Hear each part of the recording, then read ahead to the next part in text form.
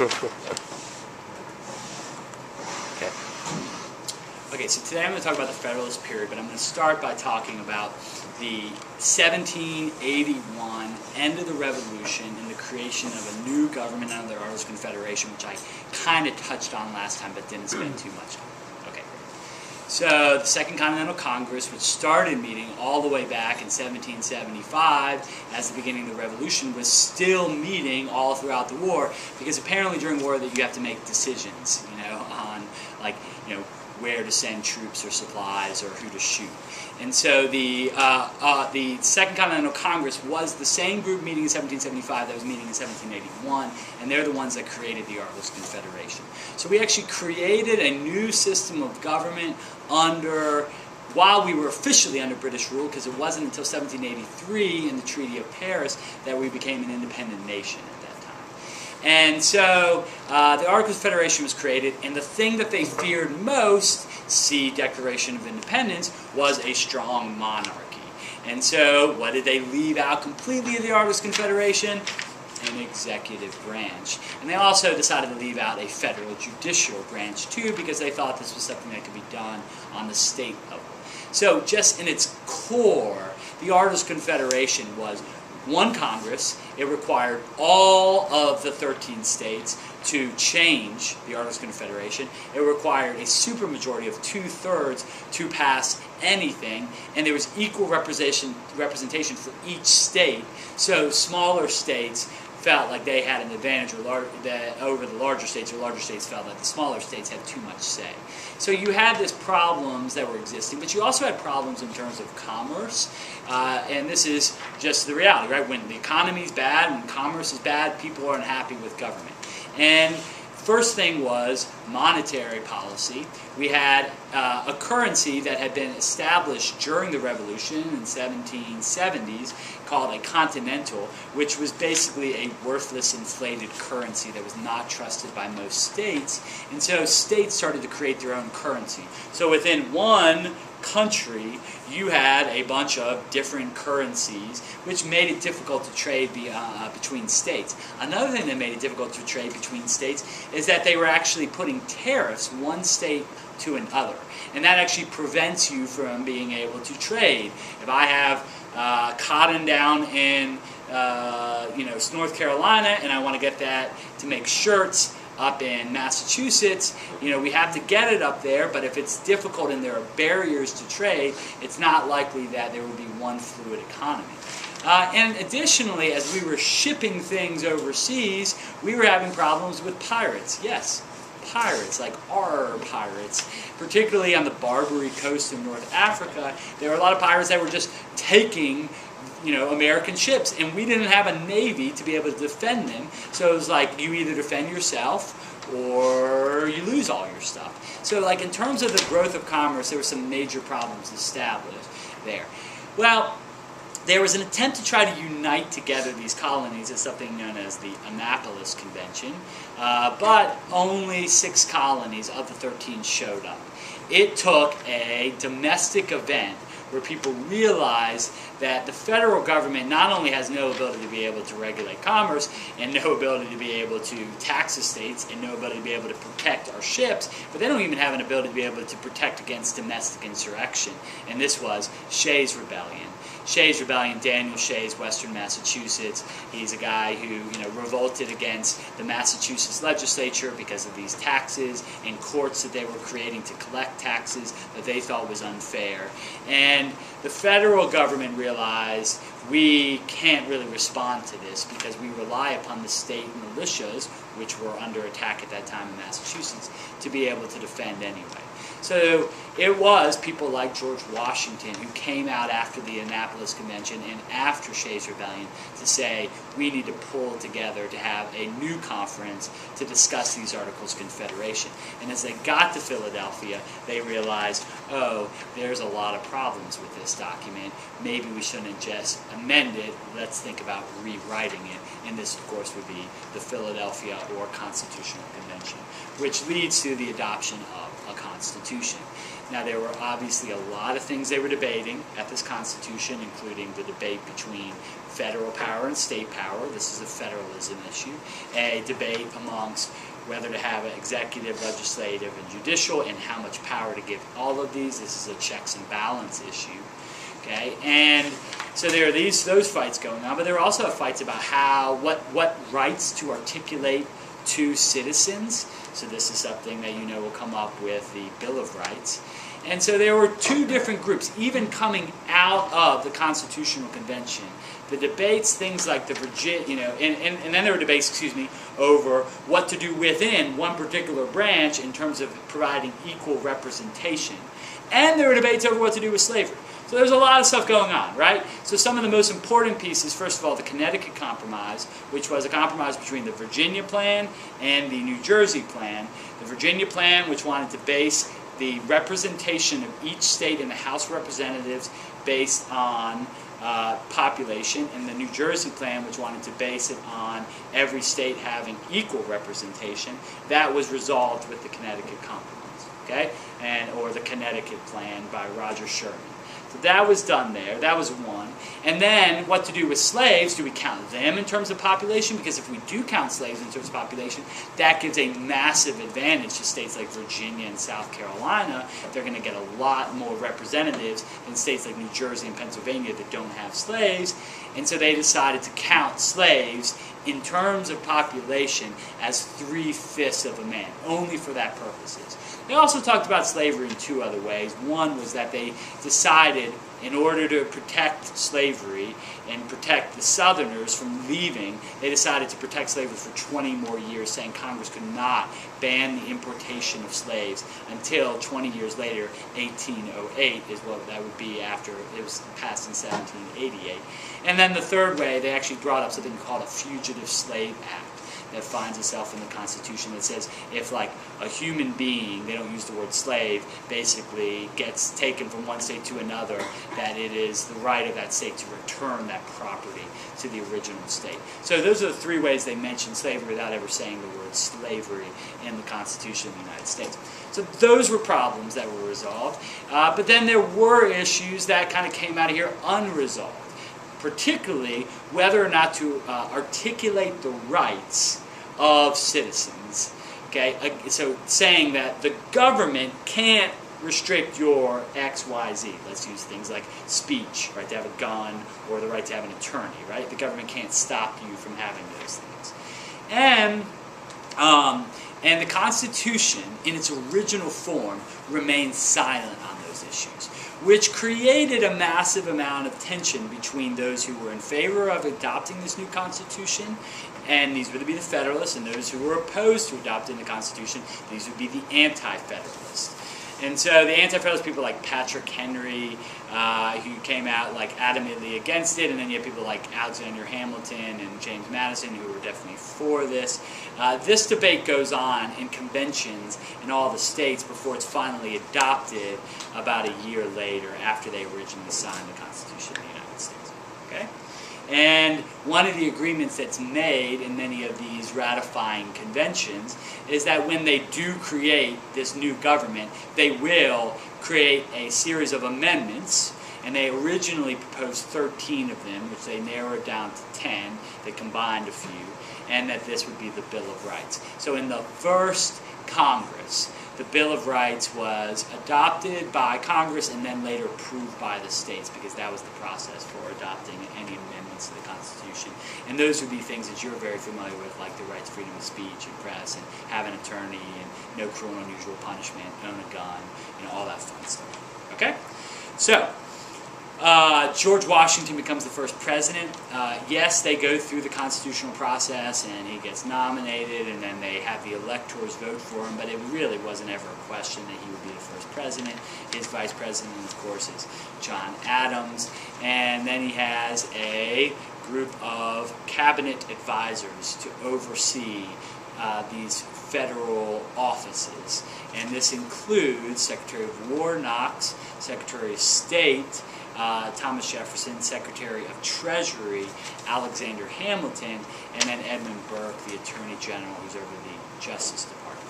This would be his first cabinet. Now, the guy who was most prominent, really the two people who are most prominent, are Jefferson and Hamilton, who are going to be leaders of two separate political parties, the Federalist, Hamilton, and the Democratic Republicans, or as many people call the Jeffersonian Republicans, and that would be Thomas Jefferson. It would make sense there. Okay, and Hamilton is going to be central on the domestic front. Particularly, one of the things that he proposes at the beginning is an adoption of a national bank through his financial plan.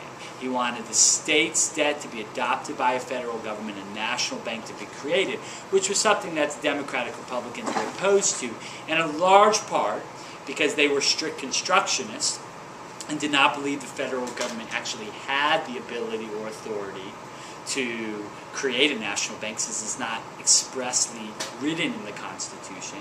But then also they wanted something in return, and so an agreement is made that they would move the capital from New York City to Washington, D.C., or on the border of Maryland and Virginia, in order to get Alexander Hamilton's financial plan passed.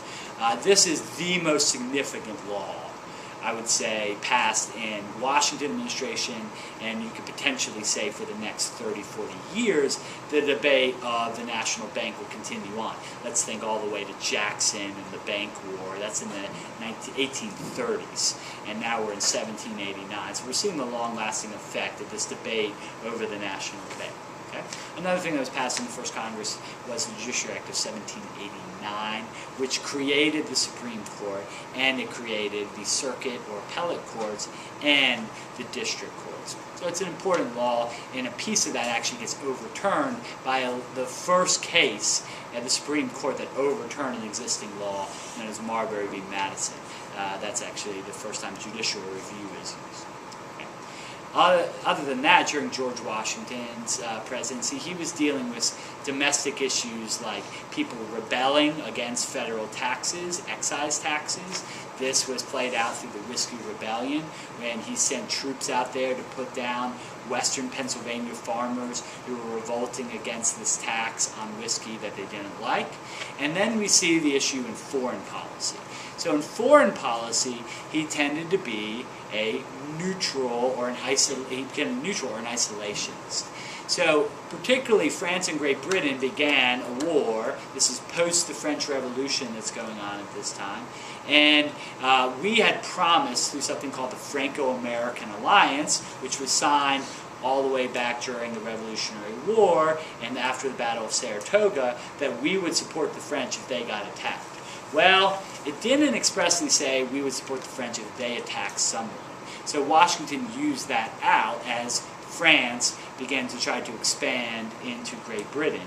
And this war that goes on creates tension in the United States, as the Democratic Republicans want to support France, because we had made an agreement before, and the Federalists wanted to support Great Britain because we felt like it actually benefited us economically more. And this would be the northeastern Massachusetts, Connecticut states, who benefited mostly from trade with Great Britain at that time, whereas southern states, where the Democratic Republicans were dominant, didn't necessarily have as strong as a trade relationship with them at that time. What is Washington's decision? Remain neutral. And when it comes to other issues in terms of foreign policy, one is what to do about ships that are being taken by the British, and what to do about the British not leaving forts. Well, we made an agreement with them known as Jay's Treaty, which really pissed off the Democratic Republicans, who saw us signing this treaty at the time, and was really unpopular across the board. Many people say it was George Washington's least popular decision that he made. But this made an agreement that we promised that we would pay them back for some of the things that we said we paid them back at the end of the Revolution, but they would need to leave these forts. They would need to stop the impressment. We would stop these kind of small little naval battles or wars that were going on between the two of us. And then, of course, Pinckney's treaties with the Spanish, which gave us access to the Mississippi River. So those were two of the major treaties that were signed at that time. Okay? So when George Washington leaves office, he sees two trends occurring. One, were starting to try to get sucked into Europe. And he says, don't do that. Remain isolationist. Don't get involved in European wars. And then the other thing he sees happening is infighting within the country based on these two political parties. And he warns the country to avoid political parties and to avoid fighting that goes on between the two of them. We didn't listen to anything he said. Okay? Why should we? He just helped us win the revolution and established us with a strong government from the beginning. Okay? So George Washington leaves office and John Adams becomes president of the United States. He's facing some problems now with the French taking a number of American ships as we're trying to trade with Great Britain. So, you have this war going on between the two of them, and as we trade with Great Britain, France is taking our ships. As we trade with France, Great Britain was taking our ships, but they said they'd stop doing that with Jay's Treaty, which they did for a little while, but that stopped. And so now he has a problem with the French. So he says, hey, just like Jay's Treaty, I'm going to send some people over to France, and we're going to settle this thing out. So they go over to France, they say, well, we're here to meet with your ambassadors. They send us these very low-level agents, which we nickname agents X, Y, and Z, these kind of low-level guys to meet with us, and they demand that we pay them money to even talk to them. And of course, these guys come back to the United States, and the the Federalist Party is like, we're America. And they said America at that time too. We're America. We are not going to pay 1 cent for tribute. We will pay millions for defense, but not 1 cent for tribute, which started this undeclared naval war against the French, which the problem with having an undeclared war is that you're taking power away from Congress to declare war, and the president was basically making this decision, Adams on himself, and so that pisses off the Democratic Republicans right there, and it creates a lot of tension within the country as people are criticizing the Adams administration for him, like basically sending our troops out to war against the French, and we should be friends with him. We have a Franco-American alliance. So he has a problem now internally with all these people talking bad about the government. He tries to shut them up by passing something called the Alien Sedition Acts, which makes it more difficult for immigrants into the United States, particularly there were a lot of French who had fled from the French Revolution and the war that's going on, from becoming citizens, and therefore, basically getting mad at him young. And he also says, you can't speak out against the government. You can't write about the government. You can't say anything bad about the government. Well, this is obviously a violation of the newly adopted First Amendment of the Constitution, restrictions of freedom of speech, as we see. And so some of the states say, we're not going to put up with this. We refuse to accept the federal law, Alien Sedition Act, which limits our freedom of speech. So we're going to pass resolutions within our state that says we will not obey the Alien Sedition Acts. These were pushed forward by people like Madison and Jefferson, and 2 states adopted them, Virginia and Kentucky. This is the first example of nullification. The right of states to be able to nullify federal laws that they disagree. Now, what's funny about that is that nullification isn't actually in the Constitution of the United States. In fact, it's explicitly denied through the Supremacy Clause of Article 6 of the Constitution, but we don't need to get into the details there. Okay, so that is the Alien Sedition Act, Virginia and Kentucky resolutions. Well, the nice thing about America is we have elections, and the election in 1800 following the Quasi-War and Alien Sedition Acts and Virginia and Kentucky resolutions, we have an election that is going to elect a Democratic Republican for President of the United States. The problem is 2 Democratic Republicans actually got elected President of the United States. They tied in the Electoral College because of the way that the votes worked the way in the original voting system. And that was Jefferson and Burr both got the same amount of votes at that time. And so it goes to the House of Representatives, and the House of Representatives ties on their first vote, and then they tie on their second vote, and they go through 22 votes for President of the United States, and they continue to tie on who wins, because they actually have the same, the way it works when it goes to the House is each state gets 1 vote. There are an even number of states, and they kept dividing. So it was a guy named Alexander Hamilton who influenced the state of New York to actually cast their vote against Burr and for Jefferson. That allows Jefferson to become the president, Burr to become the vice president, and Burr to forever hate Alexander Hamilton and then kill him later. Okay? So that's the election of 1800. What's cool about the election of 1800, not the killing part, is that you actually have a peaceful transfer of power between the Federalist Party and the Democratic Republican Party. And this is the last time a Federalist will be president of the United States. And we're only about 16 years removed from the Federalist Party basically dying out completely. But before Adams left office, the most long-lasting legacy of his presidency is he began to appoint all of these judges in the last month. He appointed a guy named John Marshall to be on the Supreme Court of the United States. He also appointed a guy named William Marbury to be on the Supreme Court of the United States as well. This leads to the famous Marbury v. Madison case, where Marbury he wasn't appointed to the Supreme Court, he was appointed to a federal court position, I think a district court. And this leads to the famous case, Marbury v. Madison, where they ruled that a piece of the Judiciary Act of 1789 was unconstitutional. William Marbury doesn't get his position, but still, in the long run, John Marshall, who actually is now on the court and is the one who writes this opinion, wins the day, because he now is establishing the strength of the judicial branch in relation to the presidency and Congress. And Marshall will be the longest lasting legacy of Federalist Party, because he's going to be the Chief Justice of the Supreme Court for another 30 years and will make very important decisions like McCulloch v. Maryland, Gibbons v. Ogden, Fletcher v. Peck, Worcester v. Georgia. All of these kind of pretty big cases we'll get to in the next video. When Thomas Jefferson became president, he tried to strengthen the power of the Army by creating West Point and military academies. In 1808, while he was president, that is something that he fought for, the end of African slave trade, or the international slave trade started, because that was in the Constitution that Congress could do this. But probably the longest lasting legacy of Jefferson's presidency would be the decision to purchase Louisiana Territory from France. Napoleon was looking for money. He had just recently lost Haiti from Toussaint Louverture, so he was more interested in being able to fight his wars over in Europe than over in America. And so this decision is made that Jefferson will buy this territory. The problem is Jefferson wants to do this without following the constitutional process at first of how this works, and many people see this as a violation of his strict constructionist, doing what the Constitution says, principles. So his longest lasting legacy is really something that violated the principles of the Democratic Republican Party.